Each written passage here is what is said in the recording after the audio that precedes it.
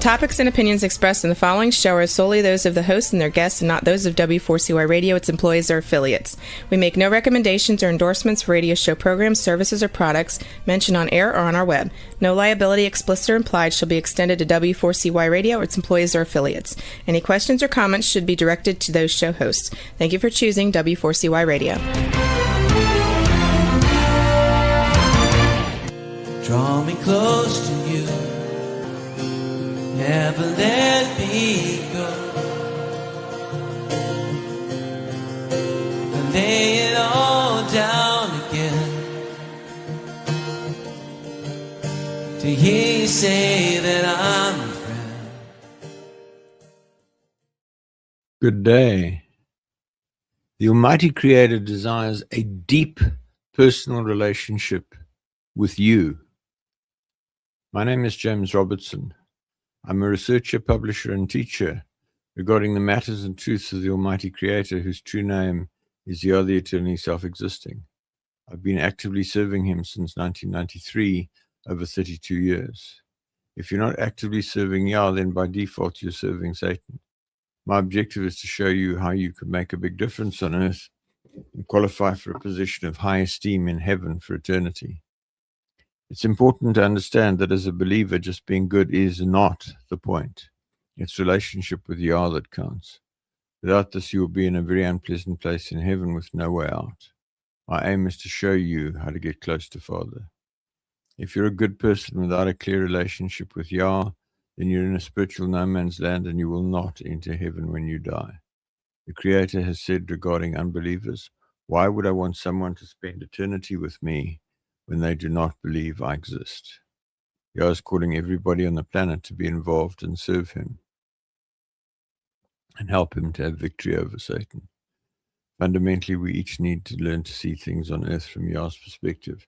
Please visit my website at www.endtimeissueministries.org for more information, or email me on james@endtimeissueministries.org. I look forward to hearing from you.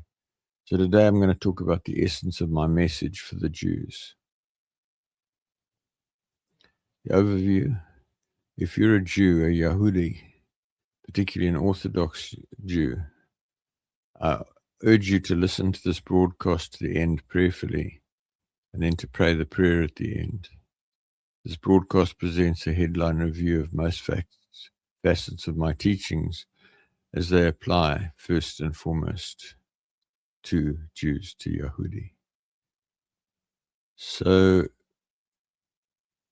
I've increasingly come to understand,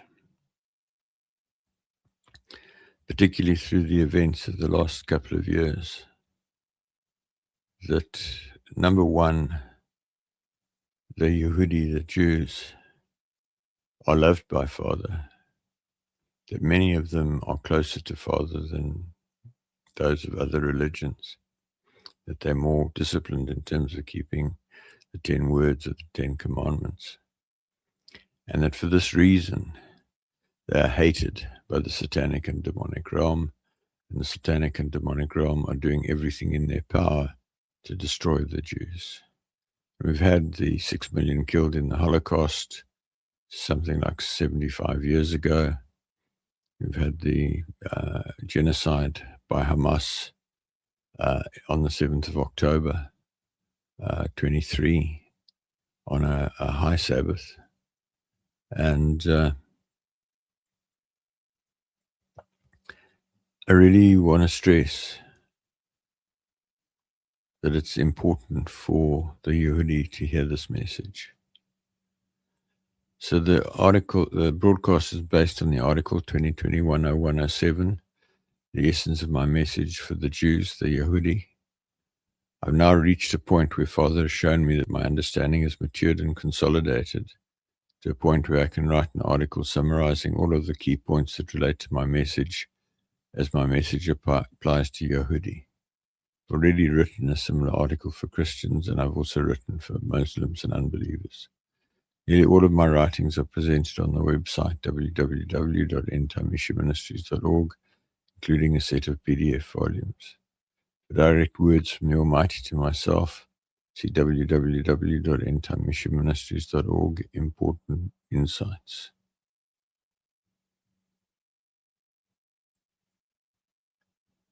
So there's a big piece here. The Yehudi have a lot of truth. And if you are a Yehudi and you're listening to me, I want you to know that I acknowledge that.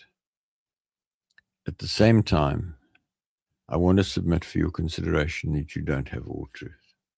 That there's some important truths that I'm going to share in this broadcast and in the subsequent components of this broadcast over the next couple of weeks that it's really important for you to be aware of. In summary, this broadcast presents a headline review of most facets of my teachings as they apply first and foremost to Yehudi. I stress that I'm not highly knowledgeable with regard to Judaism. What follows is my best attempt based on my limited knowledge, and I ask you for grace to the extent that some of what I write may not be entirely technically correct. Having said that, I think I've got the basics right. And as I said a minute ago, many of the Yehudei are being diligent in keeping most of the 10 Commandments. They're slipping on some. They bring a level of righteousness and right thinking to the world that would be very, very problematic to lose. Christianity has its roots in Judaism. Yahushua was a Yehudi, Jesus. So the roots of Christianity, as much as it's in error and corrupt in many ways, is in Judaism. And if you ignore that, if you try and downplay Christianity's roots, you really are missing the point, and we'll touch on that more in the rest of this broadcast and in the days to follow. So my first point, and this is really important. We exist to be friends of the Creator directly and not through a rabbi. There's fundamentally only one reason that human beings, this planet, the solar system, this universe exist. And that is because the Almighty Creator who has always existed, was lonely and wanted companions, and specifically friends. Friend of the Creator is the highest achievement in this life, and anything short of that is a misfire, particularly if you've not even attempted to achieve this status with Him. This means that you talk to Him constantly, you know His true name, which is Yah, the eternally self-existing, and you use it exclusively. He talks to you constantly. You know His plans and participate in them. You know His goals and work towards them. You pray His will into existence on earth in close consultation with Him, and so forth. Now, there's a big piece here. I'm not, on the one hand, saying rabbis are not valuable. There are many rabbis who have a relatively close relationship with Yah. In fact, a few years ago when I was discussing it with Father, he said to me that one of the people who was amongst the three who were closest to him on earth was a rabbi in Jerusalem. And having said that, Yah wants a relationship with you. He doesn't want a relationship with your rabbi and then you have a relationship with the rabbi. He wants you to go directly to him, which means that you need to put more effort into your relationship with Yah and less effort into your relationship with your rabbi. And I'm not being rabidly anti-rabbi. I'm just saying there is a better way. There is a higher road, and that is direct personal relationship between you and Yah. If you qualify as a friend at the end of your life, then you qualify to sit on a very high throne in heaven with a glorious resurrected body, great authority, great prestige, and great power. One of the key errors of Judaism, as with Christianity and Islam and other religions, is that individual believers have abdicated their responsibility to have a personal relationship with the Almighty Creator in favor of a relationship with a rabbi or an imam or a priest or a pastor or whatever, who is expected to have some level of relationship. This was valid up to the time of Yahushua, as I will discuss shortly, but it became invalid in light of Yeshua's sacrifice on the stake around 2,000 years ago. And before you come at me as a Yehudi about Jesus is not God, etc., you don't have to convince me. Jesus is not God. Yeshua is not Yah. He is not the creator. He's a man. So I just want to put that before you, because otherwise it becomes a blocker. And there's a lot of error around this thing that Christians believe that Jesus is God.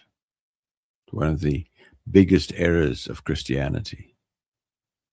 And it's one of the biggest reasons why Yehudi are not able to embrace the broader picture, which I'm in the process of sharing with you.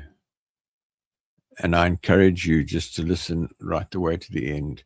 Listen for the next couple of weeks and then form an opinion as to what I'm saying, because I truly believe that if you're a Yehudi, you're a step up the ladder, and I'm just going to help you another step up the ladder if you listen to me. So the true name of the Almighty Creator is Yah, the eternally self-existing, and He desires us to use that name. The name Yah occurs over 10,600 times in the Hebrew books of the assembly that's commonly referred to as the Bible. It's frequently rendered by Jews as Adonai, when in fact the Hebrew is YHWH, Yahweh, which correctly renders Yahweh or Yahweh, when accurately translated, is the Yah, the eternally self-existing, such that the true essential name of the Almighty Creator is Yah. He loves it when we use that name with appropriate esteem. In fact, He said to me, "If you love me, then call me by my true name." He hates it when people hide His true name with Hashem, G_D, God, etc. So as a Yehudi, there is a common practice to say that because of the third commandment, "Thou shalt not take the name of Yah, the eternally self-existing, in vain," they don't use the name at all, or they reserve the name for senior rabbis to use on key dates, etc. When I first became aware of Yahweh in 2000, I got on my knees before Him and I said, "Father, is this important?" And His answer to me, and it's to you as well today, "James, how would you like it if your family called you by the name of your worst enemy," which is what the Lord amounts to. It's a translation of Baal, effectively. I've used Yahweh and then Yahweh and then Yah ever since, so for 26 years. And I know it's pleasing to Him. So I encourage you to let go of your Yehudi tradition of saying, "I won't utter the name of the Almighty." It's His name. He values it when you use it. Then Orthodox Judaism has been moderately faithful. The Orthodox Judaic faith has been faithful in complying with the Asara Ha-Debrota, the 10 words or 10 commandments, to a large extreme. It has become very legalistic and for the most part has lost true relationship with the Creator, which is the most important things. There are Yehudi who have relationships with the Creator. And as I said earlier, one of the people on the planet closest to the Creator is a rabbi in Jerusalem, at Jerusalem.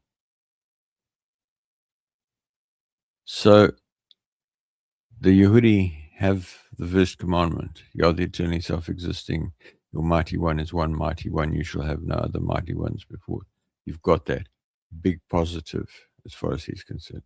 Number 2, you're a little bit shaky. No idols. You've made an idol of the Torah. It's just a set of writings. They're useful reference. They're not the word of Yah. and you should take them off the pedestal.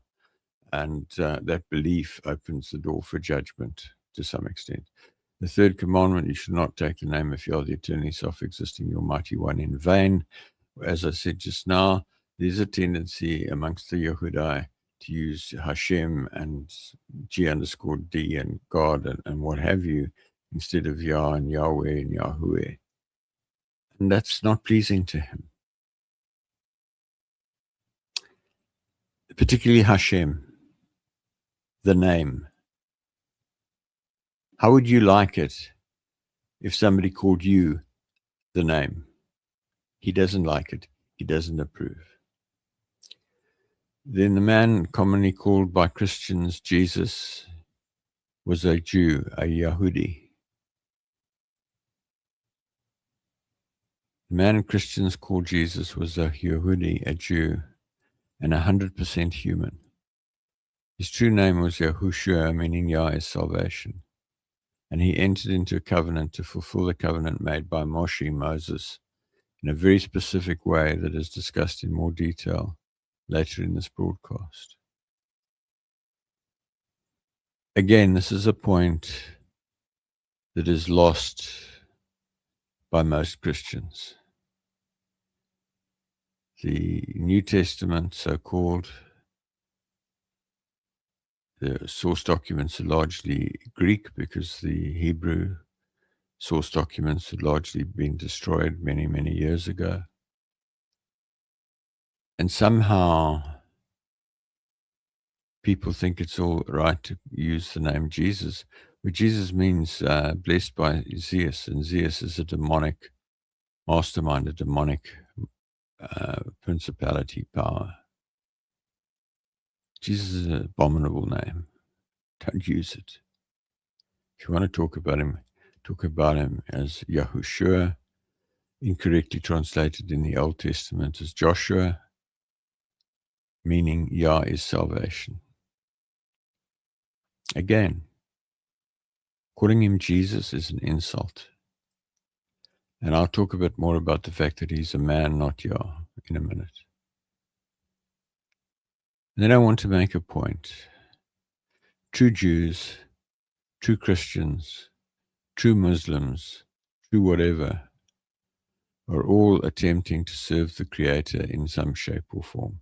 And I want to stress true. There are a whole lot who aren't, but there are a modicum in each group who are making a real effort to have a relationship and to serve Yah and be obedient. And proportionately, there are more Yehudi than any other group.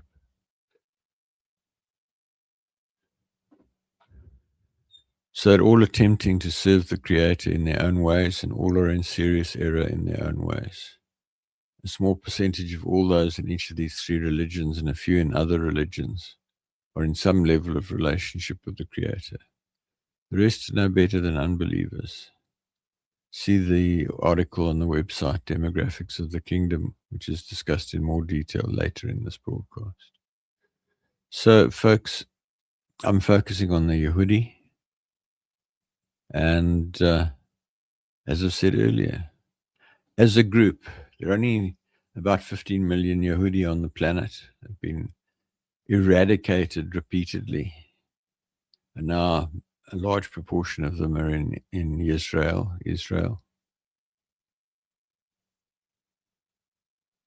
And they've got some fundamental truths. And they've got some sin. So worshipping the Torah is a sin that allows the forces of darkness to get judgment. You're pretty good about keeping the Sabbaths. In fact, you are better at keeping the Sabbaths than anybody else. And that counts in your favor. It's a big plus with Yah because it's the biggest single sacrifice that you can give him, the biggest gift you can give him, to observe those Sabbaths and do no secular work and put business, etc. aside.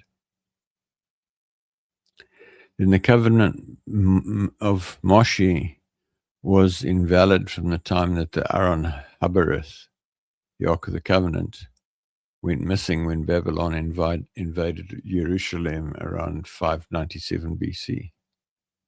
It's vital to recognize that from the time that the Aaron Habareth, the Ark of the Covenant, was hidden away at the time that Babylon invaded Jerusalem in 597 BC and destroyed the temple, the priesthood became illegitimate. There was no way that the high priest could be ordained by sprinkling blood on the mercy seat.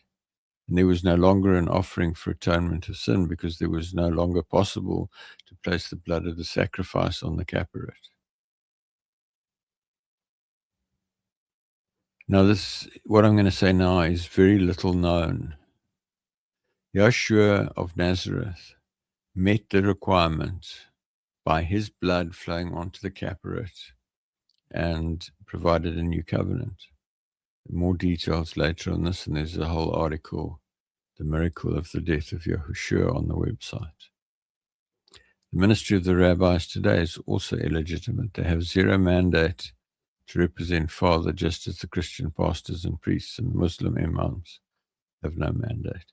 So the big piece here is that Jeremiah, and a group of sanctified men before Babylon overran Jerusalem, took the Ark of the Covenant, the Aron Habereth, and the rest of the temple furniture down into tunnels under the temple and carried it about a kilometer to outside the walls of Jerusalem. And there they hid them in a cave and blocked up the cave.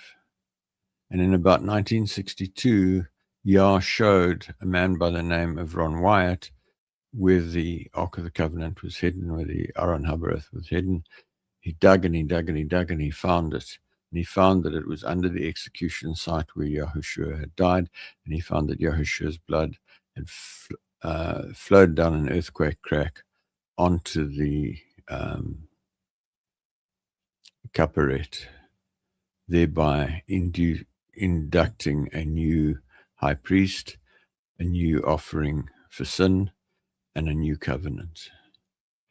And unless you have that information, you can't really understand Yahushua and what he did, and you can't fully understand that he's a fulfillment of Moshe. One of the things that he said is that Moshe spoke of me, and that's what he's speaking about.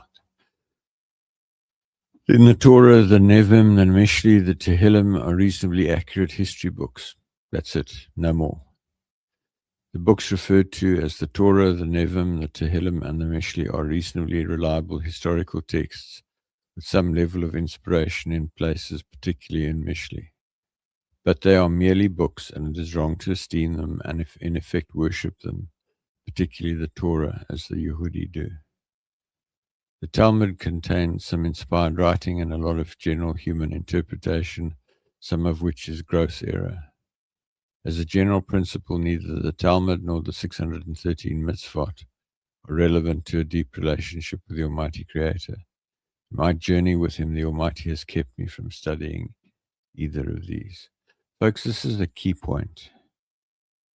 Yah is not looking for you to spend hours every day, every week, every month, every year studying Torah or whatever. He wants you to have a relationship with Him. He wants you to talk to Him, not to the book, not to the rabbi. And then legalism, as an adherence to the mitzvot and all the extensions of this, is futile, and it's not pleasing to the Creator. We were created to be friends of the Creator and to fellowship with Him, not to obey endless, meaningless rules and minutiae. It's not pleasing to Father Yah when people slavishly obey minutiae and debate and argue over the exact meanings and legalities of such legalistic clauses. Father wants to enjoy life with you, not have you slavishly follow meaningless niceties. He really does not care how you wash your hands, or if you wash your hands, or whatever, or if you have a kippah.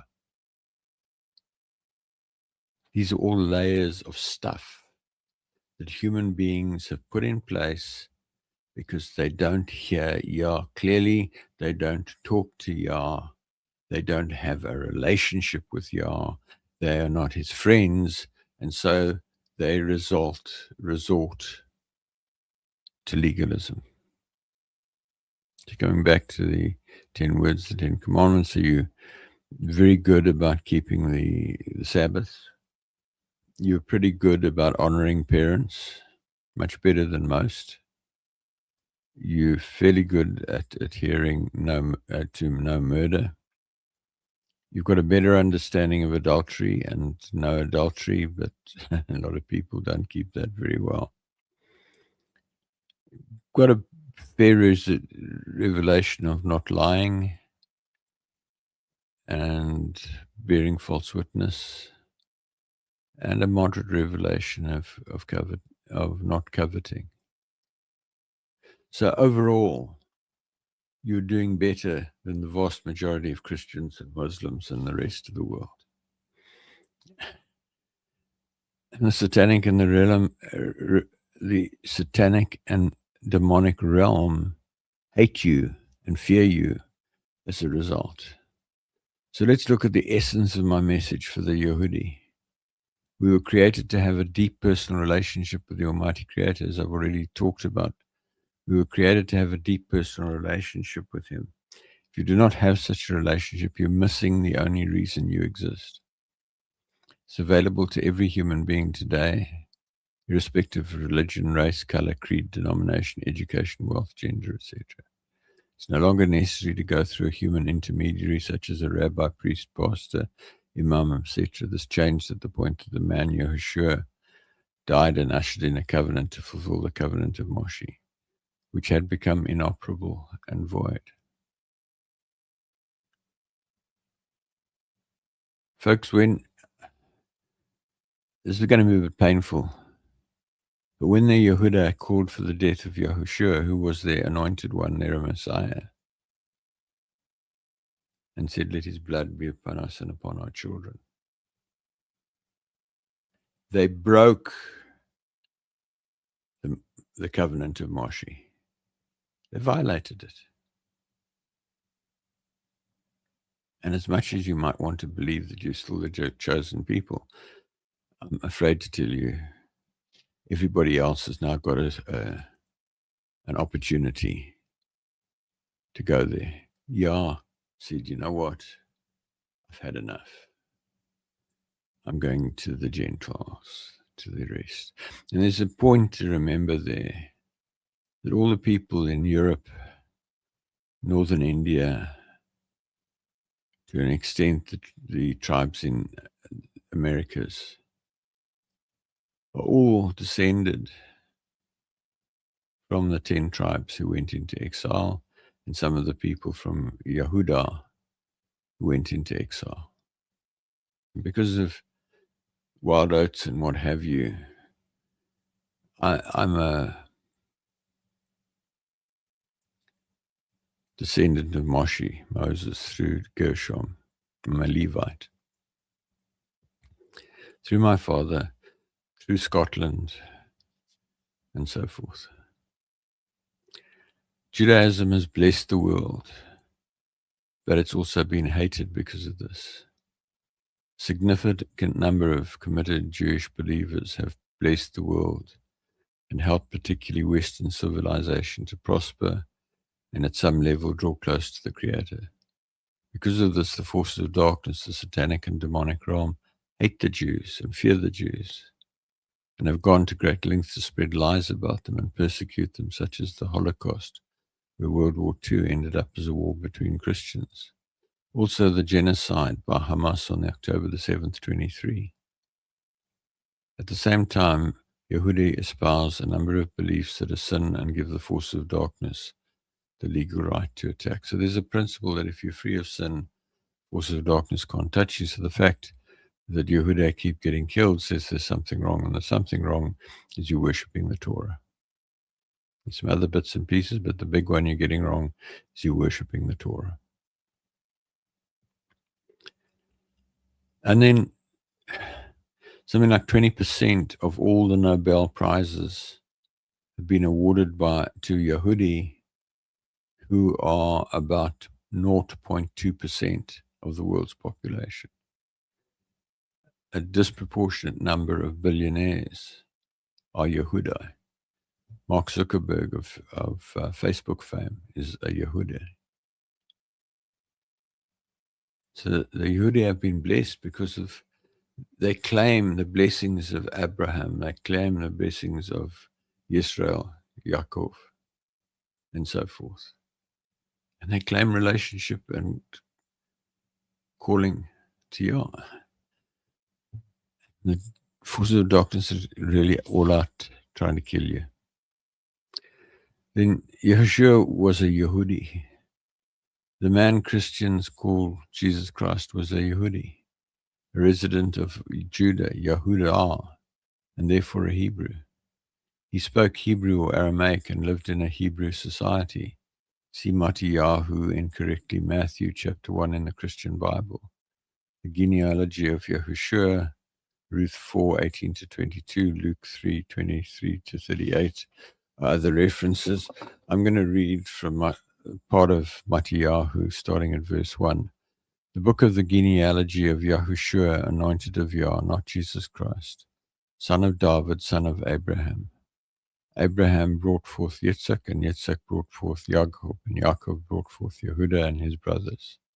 And Yehuda brought forth Peretz and Zerah by Tamar, and Peretz brought forth Hetzron, and Hetzron brought forth Ram. And so it carries on. That was verse 3. Jumping to verse 15, and Elihud brought forth Eleazar, and Eleazar brought forth Matan, and Matan brought forth Jacob, and Jacob brought forth Joseph, the husband of Miriam, of whom was born Yahushua, who is called anointed of Yah. So all the generations from Abraham to David were 14 generations, and from David until the exile to Babel were 14 generations, and from the exile to Babel until the anointed one were 14 generations. So what I really want you to notice is Yahushua is fundamentally a Yehudi. And in the birth of Yahushua, the anointed of Yah, Mattiyahu 1:18 and on. But the birth of Yahushua, anointed of Yah, was as follows. After his mother Miriam was engaged to Joseph, and before they came together, she was found to be pregnant from the set-apart spirit. And Joseph, her husband, being righteous and not wishing to make a show of her, had in mind to put her away secretly. But while he thought about this, see, a messenger of Yah appeared to him in a dream, saying, Joseph, son of David, do not be afraid to take Miriam as your wife, for that which is in her was brought forth from the set-apart spirit, the Holy Spirit. And she shall give birth to a son, and you shall call his name Yahushua, for he shall save his people from their sins. And all this came to be in order to fulfill what was spoken by Yahweh through the prophet, saying, see, an Alma, or a virgin, shall conceive, and she shall give birth to a son, and they shall call his name Emmanuel, which translated means El with us. Now, it's really important to understand, folks, the creative miracle that formed Yeshua in the fallopian tubes of Mary, where an egg was fertilized, an ovum, is much less of a miracle than the creation of Chava, Eve, from the rib of Adam, and the creation of Adam and Lilith from the dust of the earth. This whole Christian thing about sex Yah had sex, or God had sex with Miriam, he overshadowed Miriam and said, it's silly, it's nonsense, you know it's silly, it turns you off and it turns you away from Yahushua. Please don't let it. Then Mattiyahu 1:24, and Yosef, waking from his sleep, did as the messenger of Yah commanded him, and he took his wife. But he knew her not until she gave birth to her son, the firstborn, and called his name Yahushua. The verses that I've read are taken from a version of the Christian Bible called The Scriptures by the Institute of Christian Scripture Research, which has reverted as far as possible to the Hebrew. Note that the genealogy above closely follows the Nevi'im, confirming that Yeshua was the fulfillment of the prophetic words regarding a coming anointed one, so-called Messiah. So Yahushua was born in Bethlehem, in the land of Yehuda, and was therefore a Yehudi. Note that the word Jew is an anglicization of the word Yehudi. So therefore, Yahushua was a Jew, and his family and his society were all Jews. Everything that Yahushua did his entire life was with and for the Yehudi, not anyone else. And the Yehudi missed it. They didn't get it. And the leaders called for his death. Some of them got it, let me be clear. Some of them got it, some followed him. But a lot didn't. And when the rubber hit the road, they called for him to be put to death. Yahushua was not Greek, and therefore his name cannot have been Jesus, Isis. His name in Hebrew is Yahushua, incorrectly Joshua, meaning Yah is salvation, where Yah is the true name of the Almighty Creator. Note also that the occupation forces in Yehuda were Romans and not Greeks. There is no reason why Yahushua, his family, and his community would speak or write Greek. Therefore, nearly all the original writings on which the so-called New Testament are based were written in Hebrew and translated into Greek, sometimes with serious translation errors. This gives rise to all sorts of corrections, some of which will be discussed further in this article. Note that in Matthew 27:46, Yahushua, when he died, Yahushua cried out in Aramaic, which is vernacular Hebrew, and about the 9th hour, Yahushua cried out with a loud voice, saying, Eli, Eli, lama sabachthani. That is, my beloved mighty one, incorrectly God, my beloved mighty one, why have you forsaken me? Clearly, that was his home language. It was the language that he used in his moment of greatest torment. Note that there's a suggestion that Eli actually means my darling mighty one, or even just my darling, which is a measure of how close Yahushua was to the Creator. Folks, I really want you as a Yehudi to understand my heart here. Yahushua was the anointed one who was to come as foretold by Daniel and others. Your forefathers missed it. It's water under the bridge. Don't reject him anymore, and do not reject him because of the lies that the Christians teach. Then correction of names. In particular, at this point, I'd like to offer a number of corrections with regard to names that are commonly used. These corrections are made within the context of the reality that belief in the Creator and belief through Yahushua, not belief in Yahushua, are represented to a degree is Christianity, and Christianity is fundamentally a Hebrew religion, although it's full of error and it's gone off into Roman and Latin and Greek and but I mean, you talk about the errors of Christianity, but you miss the truths of Christianity. In particular, it's not possible to fully understand the so-called New Testament in the Bible without first understanding the culture and history that is presented in the so-called Old Testament. Fundamentally, Yahushua, Jesus, was an Old Testament prophet, an Old Testament spokesman. The New Covenant only came into existence when he died. There's a big thing there that Christians make out that Jesus was God and that he was magical and all the things that he did were magic because he was God. No, they were done because he was anointed with the Spirit of Yah, and there was nothing that Yahushua did apart from his death and living without sin that the spokesman, the prophets before him, had not already done.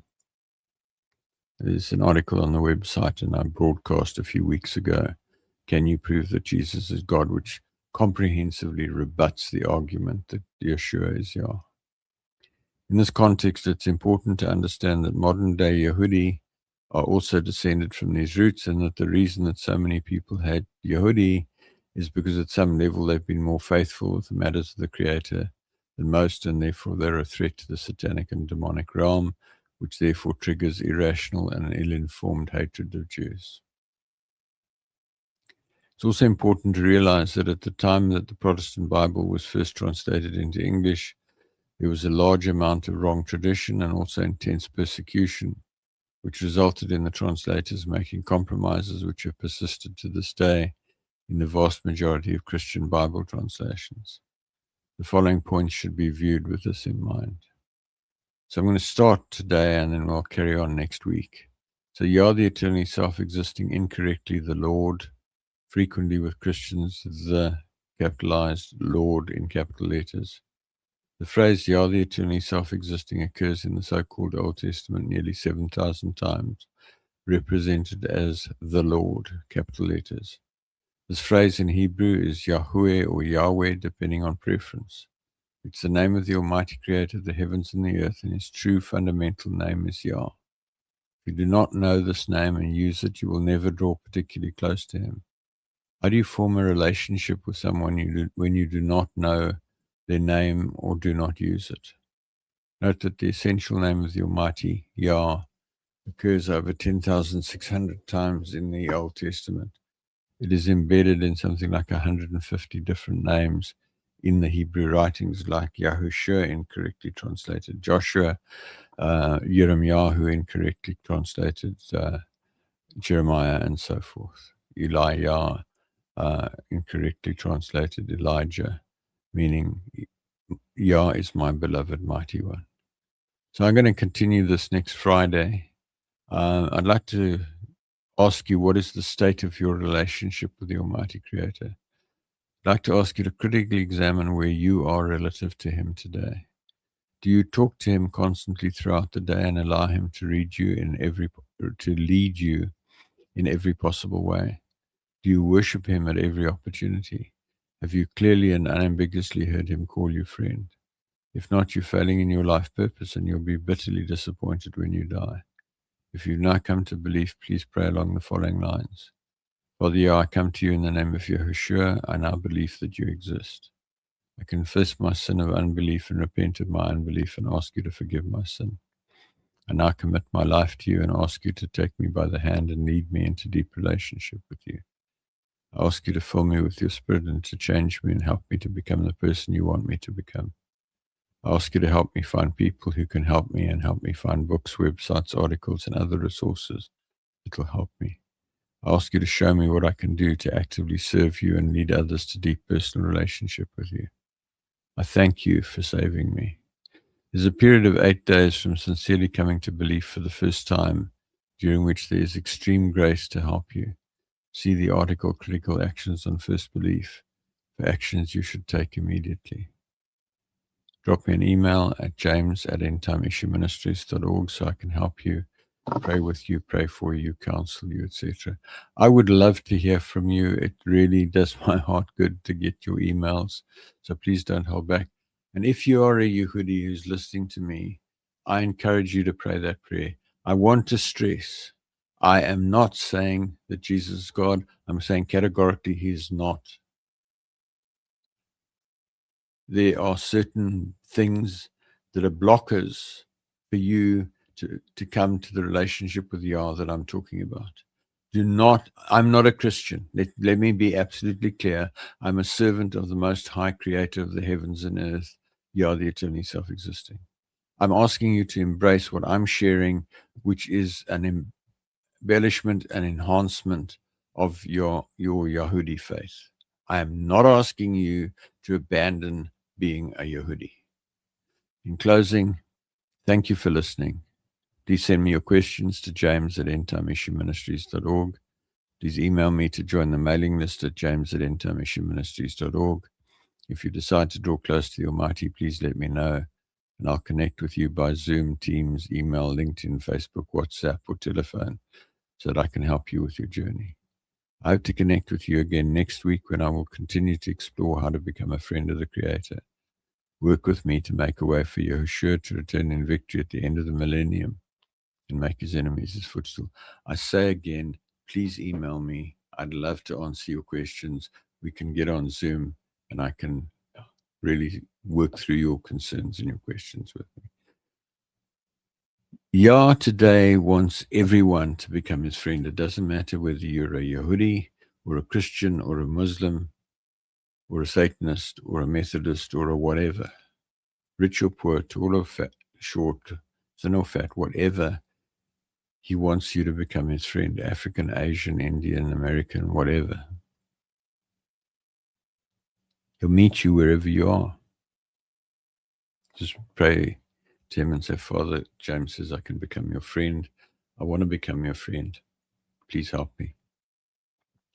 You go to the website, hover the cursor over the word home at the top, just to the right of the word home. There's a little white triangle.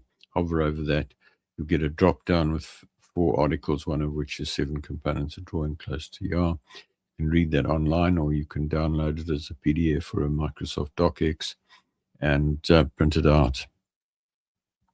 Study that, put it into practice, and I have a high level of confidence that over a couple of years you will get to a close relationship with Father. So I'm out of time. For those of you who've been walking with me for a while, I'm going to say good night. Enjoy your weekend and your week. For those who are new on this channel, please hold on. I've got something I want to share with you. In closing, who am I? James Robertson. I have a doctorate in engineering and I'm a retired military commander. I now work as a management consultant. I have over 32 years' experience of actively seeking to draw close to the Almighty, following a dramatic encounter with him on the 12th of March 1993 when he spoke to me audibly in a locked room, and I knew for certain he was real. In learning about Father, I applied my deep-seated aversion to failure born out of an accident in early childhood, coupled to my engineering and military training of rigor and preventing failure, to my seeking of knowledge about Father. This journey led to numerous supernatural experiences, prayers answered, and clear communication with the Creator that forms the basis for what I teach in these programs. See the video Why Seek Relationship for an overview of what I believe. Please visit my website at www.endtimemissionministries.org. The ETI version of the Bible with corrections of translation errors is on the ETI Bible version page. For recordings of nearly all of the teachings broadcast so far, go to www.relationshipwithcreatorradio.com or search on Google for Relationship with Creator Radio. Transcripts are on the Transcripts of Broadcast page. Books with teachings from 1998 until May 2019 are on the Books for Printing page. I publish regular email articles. Email me on james@endtimemissionministries.org to be added to the list or to seek counsel or prayer or give me feedback.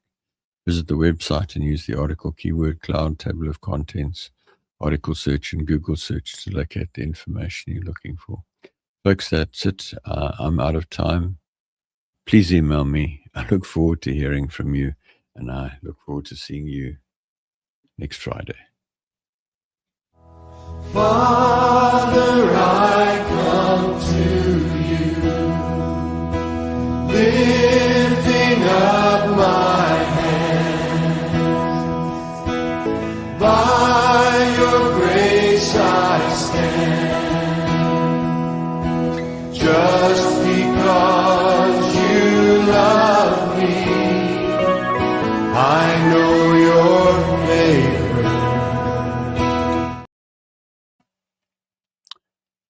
Are you truly aware of how my message applies to the Yehudim, incorrectly the Jews? Please listen to my broadcast on w4cy.com internet radio or talk4tv.com internet TV to understand why I say this. My name is Dr. James Robertson, and I've been walking closely with the Almighty Creator since 1993. Visit my website at www.endtimemissionministries.org for a lot of information about the matters of the Almighty. For back issues of broadcast, please visit www.relationshipwithcreatorradio.com or email me on james@endtimemissionministries.org to find out more. I look forward to hearing from you. Thank you so much.